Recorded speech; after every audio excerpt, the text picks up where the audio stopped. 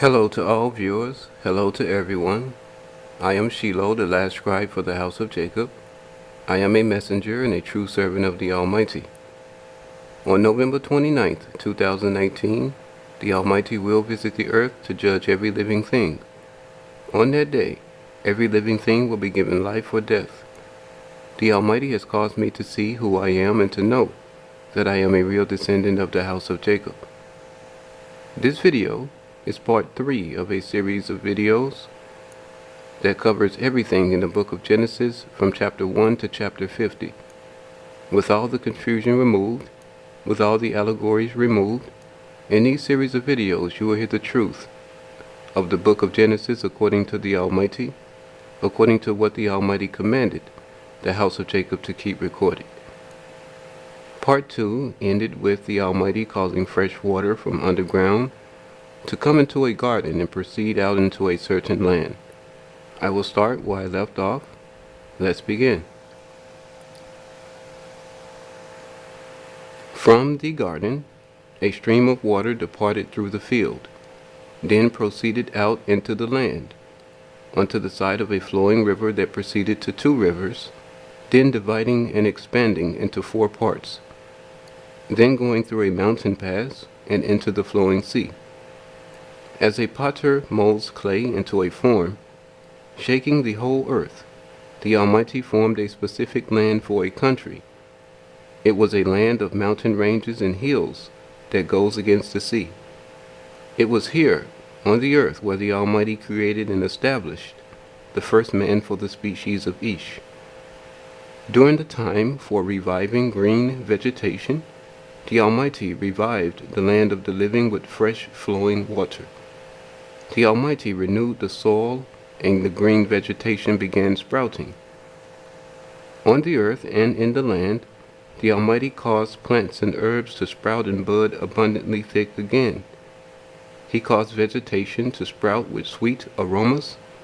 Then the Almighty brought forth a supernatural phenomenon, and caused stalks of flax to accelerate their own growth. And they did spring forth. He caused trees to spring up and grow branches. Trees of firm wood sprouted up and grew branches. The Almighty caused fruit trees to sprout up and produce sweet, delightful food to eat. The Almighty caused this growth to thickly surround a small piece of the specific land, and it was like a garden. The stalks of flax for fiber material, and the timber from trees to perform carpentry. The Almighty renewed the community of quick-running animals. He renewed the strong beasts that move as troops. He revived the multitude of springing insects and moving things. But he did not revive the former creatures, nor the former animals, nor the former things that had an appetite to destroy life. He did not restore the things that desired to eat fresh and old raw flesh. Now this was so the male king from the low species of Adam could not use them to attack, nor cause a creature, wild animal or beast to have an appetite for fresh or old raw flesh. Beneath the luminous bodies of light and the blazing light of the stars, beneath the celestial bodies of element, beneath the sky, beneath the atmosphere where the clouds move, the Almighty revived the fowl of the air. He renewed the flying birds that have their wings covered with feathers, and the winged insects. The Almighty looked unto the ground with favor and caused the land to be rich, beautiful, pleasant, and precious to his sight. Now it was pleasant for him to delight himself in. The land was made agreeable to the fragile nature and the physical senses of a good, upright man and a good, upright woman. Then, as a potter shapes clay, the Almighty formed the body of the first man for the species of Ish, with the clay of the earth.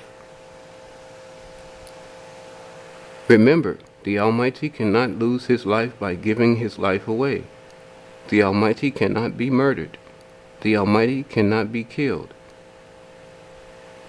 The Almighty blew life energy into the nose of the first man for the species of Ish, and the man's body began to rise. His skin formed and his blood formed. The Almighty caused a blast of wind to blow air into the man's body.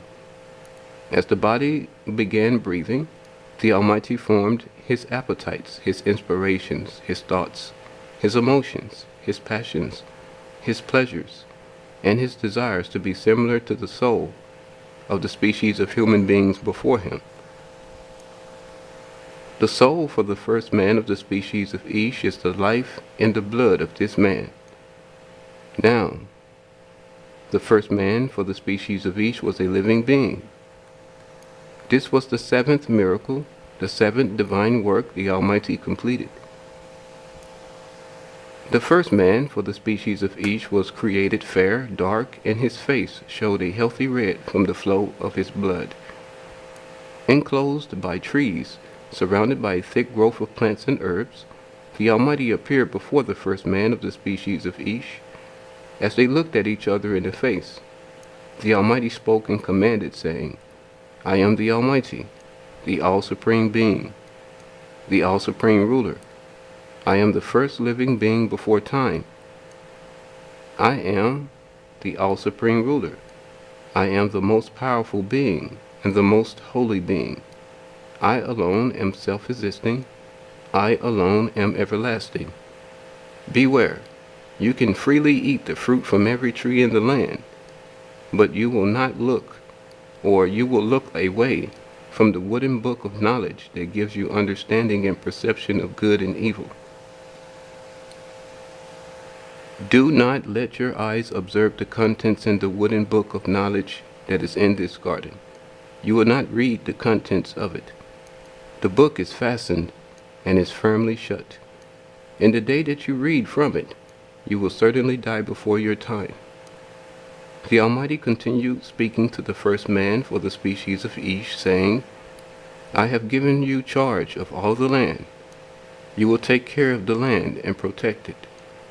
To save your life, you must obey my command, and you must stay within the bounds of my command. Now beware and wait for my command. The first man for the species of Ish presented himself humbly and was divinely inspired by the Almighty. The first man for the species of Ish was obedient and with passion. The man began performing the charge that came from the Almighty. He committed himself to honor the command sent from the Almighty, his all-supreme ruler. The first man for the species of Ish became a special possession, performing a special work to honor the Almighty. Then the Almighty caused the animals of the land to visit this man, and they dwelled with him. The first man for the species of Ish observed them, discerned them, and distinguished them. The man followed them, inspected them, and fed them. The man gained experience as he learned about these animals' passions, desires, appetites, emotions, their mind of activity, and their will. The Almighty wanted him to decide for himself whether to approve of them or determine they are suspicious in character and cannot be trusted. The first man for the species of Ish learned to respect the human species of Bahama and all the animals of the land.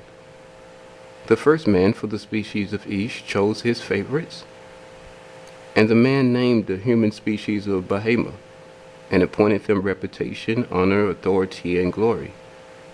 Every living being with a soul in its blood and every creeping thing that the Creator brought before the man called their name out aloud and appointed them a reputation.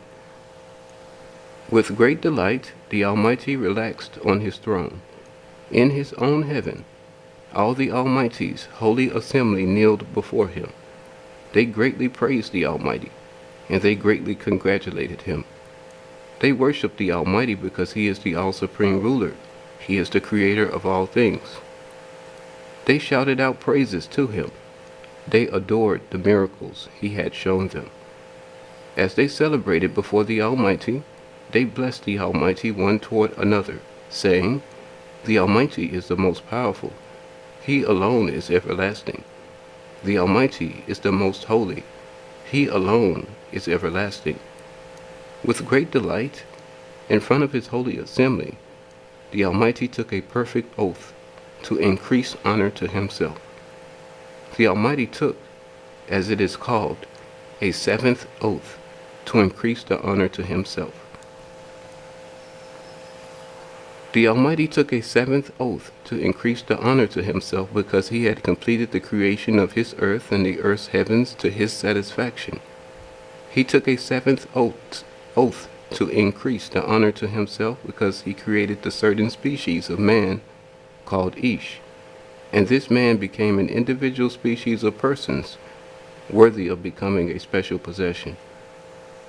The Almighty's oath is forever binding, and it will forever keep the earth, its heavens, and its species of mankind called Ish established. Then the Almighty declared and commanded his seventh oath to be observed as a memorial, a monument, and a remembrance forever. All these things were recorded.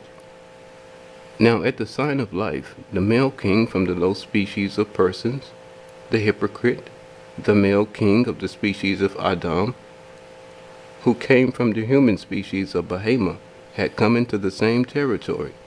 Spying, the male king stared at the first man for the species of Ish and considered. As the male king was advising himself, he saw the first man for the species of Ish had a merry spirit, and this man was full of life. The first man for the species of Ish appeared very strong and active. Afterwards of that time, one day, the first man for the species of Ish was quickly running through a field in the land. Spying, the male king saw the face of the man, and the male king gazed at the cheerful countenance on this man's face. At this exact time, the first man for the species of Ish saw the face of the male king of the species of Adam, and the first man for the species of Ish looked at him. As they looked at each other in the face, the male king began to move toward the first man of the species of Ish to challenge him. The male king was long-suffering and quickly or breathing rapidly from his nose. The male king had an angry countenance on his face. In his heart, in his mind, the male king desired the Almighty to disesteem his new creation. The male king lusted for the Almighty to lose respect for his new creation. The male king was visualizing any way he could cause a bad reputation to be applied to the first man for the species of Ish. In his inner being, in his soul, there was a wild and strong passion to bring his own wrath upon this newly created man. The male king intended to kill the newly created man dead. In this place, at this instant, the first man for the species of Ish had an encounter with the male king of the low species of Adam. After their encounter, the first man for the species of Ish called out and declared the name of the male king. The newly created man named the male king the adversary. In a land that has hills and mountain ranges against the sea, on a plain that runs against mountains, in a field on that plain, in a garden of that field, a garden that became the home of wild animals, there the first man for the species of Ish rested. Now the Almighty summoned his holy assembly. He spoke to them openly and made a promise to them on his own reputation. The Almighty spoke to them, saying, I will judge the male king, the hypocrite, who is a godlike one. He is exiled and sentenced to condemnation. He is sentenced to be alone. He is sentenced to be hunted by torment. But even at this place and time, he continues to act proudly against my command. The first man for the species of Ish is humble and upright. But this male king of the species of Adam is trying to cause the newly created man to fall out of my happiness by sin. I well favor the first man for the species of Ish. He has kept my charge and is performing my special work. But that male king is trying to cause my newly created man to fall out of my grace. This male king is a hypocrite who speaks very proudly. He acts very boldly, and he believes in boasting in himself. He desires to challenge my command. This male king is very annoying and certainly makes me angry. This adversary has attacked the newly created man and has tried to overwhelm him.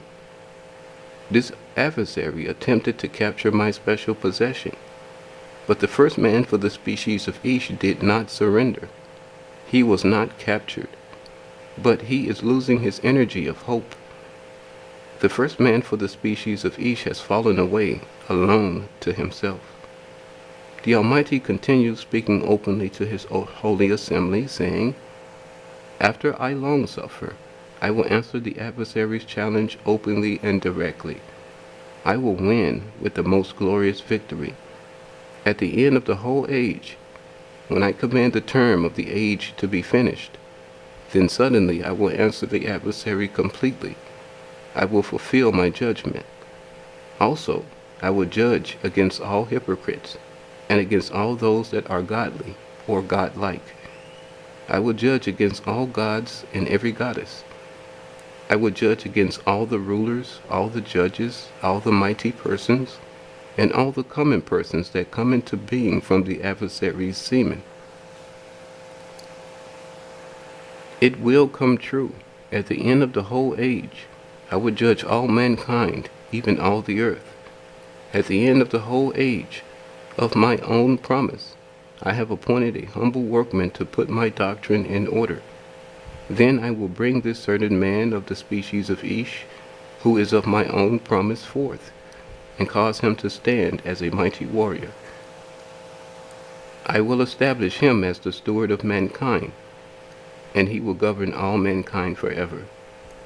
Also, I will bring forth certain upright men of the species of Ish, and I will cause them to stand as my mighty warriors. I will bring forth certain upright women of the species of Ish, and I will cause them to stand as my mighty warriors. Altogether, organized as a unit, I will cause them to invade and conquer all the lands of the earth. Altogether, they will execute my judgment against all hypocrites and against all liars. They will execute my judgment against any person that proudly speaks against my name, my reputation, my honor, my glory, or my command. They will execute my judgment against anyone that avouches for a liar or lying report about my name, my reputation, my honor, my glory, or my command. They will execute judgment against any individual that pays wages to declare a lying report about my name, my reputation, my honor, my glory, or command. They will execute my judgment against any individual that asks for wages to declare a lying report about my name, my reputation, my honor, my glory, or my command.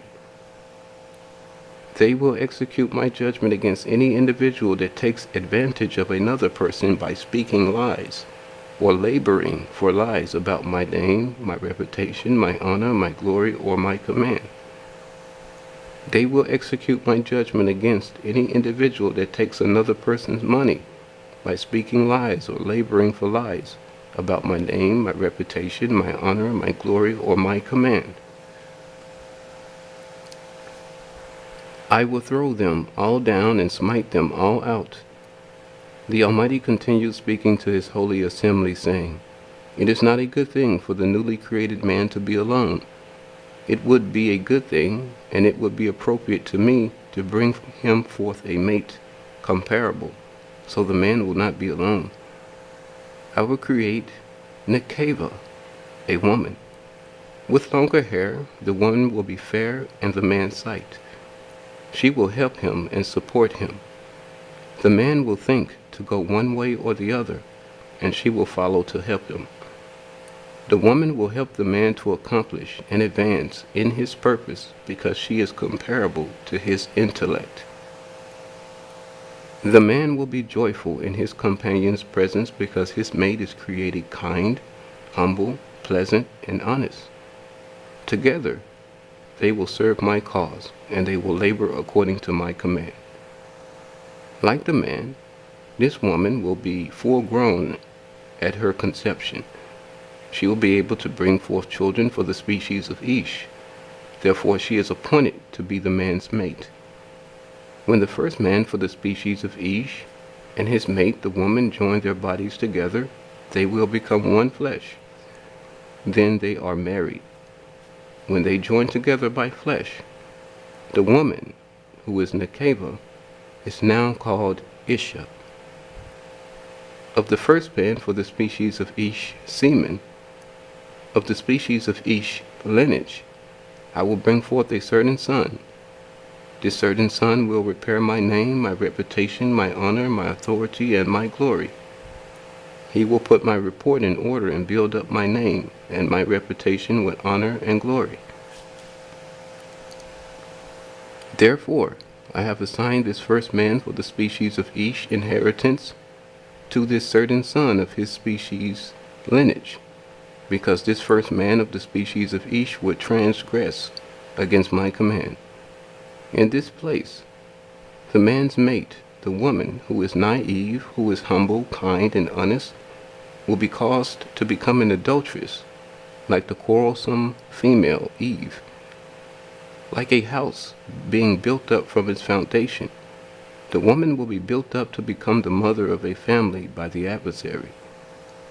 Her desire and emotions will be built up and preyed upon by the adversary.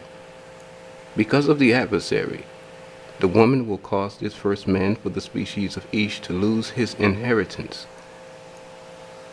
By his charm and conduct, the adversary will lead the woman and cause her to follow him alone. Then she will fall into the hands of the adversary. The adversary will be very overwhelming and by throwing himself upon her. They will sexually lie together and he will plant his seed. Through the woman, the adversary who has been cast into exile will restore his children. Then the hypocrite will be set free of his bondage. His child with the woman will become a fugitive, but will also have children. The woman will have a second son, and this son will be by the first man of the species of Ish, of his semen, of his lineage. Because of her actions, the woman will be given the custom of the human female species of Bahema, and she will die before her time. At the end of the whole age, I, the Almighty, will judge all mankind and all earth. Then I will cause the adversary's glory to fall short, and his seed, those of his lineage, will fall a violent death. I will judge the adversary who will mingle himself into the species of Ish. I will judge all of his persons that come into being through the species of Ish. When I judge every living person on the earth, I will assign this first man for the species of Ish, certain son, his lot. When I assign the certain son of the species of Ish his inheritance, then I will send this son, who has become my own son, to attack all the enemy. Altogether, with this certain son, I will gather certain upright men of the species of Ish, and certain upright women of the species of Ish, from out of all persons on the earth wherever they may be. I will assign them their inheritance. Then I will send them to take vengeance against all the enemy. The enemy will be killed one by one after the other, until they perish away. All those persons that are like the adversary will rot and waste away. The Almighty finished speaking to his holy assembly. Then there were flashes of lightning in the valley, and the Almighty caused a deep sleep to fall upon the adversary, the male king of the species of Adam. As the adversary remained asleep a long time, the Almighty punished him with a mark, and the adversary's skin began to form of leprosy. The Almighty closed up the route and shut up the way into the garden. Then the Almighty caused a deep sleep to fall upon the first man of the species of Ish. As the newly created man was sleeping, the Almighty formed a woman from the clay of the earth. After the Almighty created the woman's body, he took out one rib from the man's body. He repaired the rib taken out of the man's body and closed up his flesh. Then the Almighty carried the rib he had taken out of the man's body to the woman's body. the Almighty fixed the man's rib into the body of the woman and closed up her flesh. The woman is now of the man's flesh by the rib she received from him. Before the woman received the man's rib, she did not have any blood relation to the species of Ish, so she could not be included in being a pure person of his species, nor could she be included in the seventh oath taken by the Almighty that gave the species of Ish permanent possession of the earth. But now, by this event, she had been brought into the blood lineage of the man. Now she is of the species of Ish, and a part in the portion of the Almighty's everlasting covenant, which is the seventh oath. The rib taken from the man and given to the woman caused her to be directly related by blood to the man. Now by blood she is bound to the species of Ish. She is forbidden to copulate and conceive outside the species of Ish. Apart from the man for the species of Ish, the woman cannot exist as her own individual species of persons. After the woman became a living being with a soul, a short time had passed. The first man for the species of Ish was sitting in the garden, and lightning flashed about the land. The man was counting the highest corners of anvil clouds that were in the sky. As follows, he was counting 1, 2, 3, thus one after the other at this repetition, by the order he saw the clouds. Then the Almighty caused the woman to wander into the garden to be introduced to the first man of the species of Ish.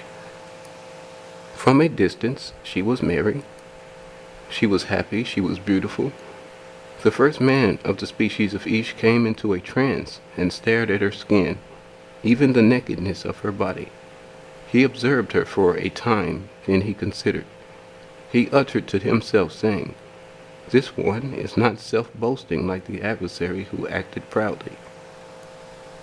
This is the end of part 3 of my video series, the book of Genesis, Unsealed and Untold, that covers my manuscript titled The Almighty, the Beginning, His Creation of Mankind, His Promise to Judge Mankind, His War against the Elohim, His New World, and His Order. November 29th, 2019 is the day of the Almighty's judgment upon the whole earth. Watch my videos, follow me, and discover the recorded truth about the Almighty, His power, His glory, His honor, His reputation, His experiences with, and His message to all individual species of persons on the earth.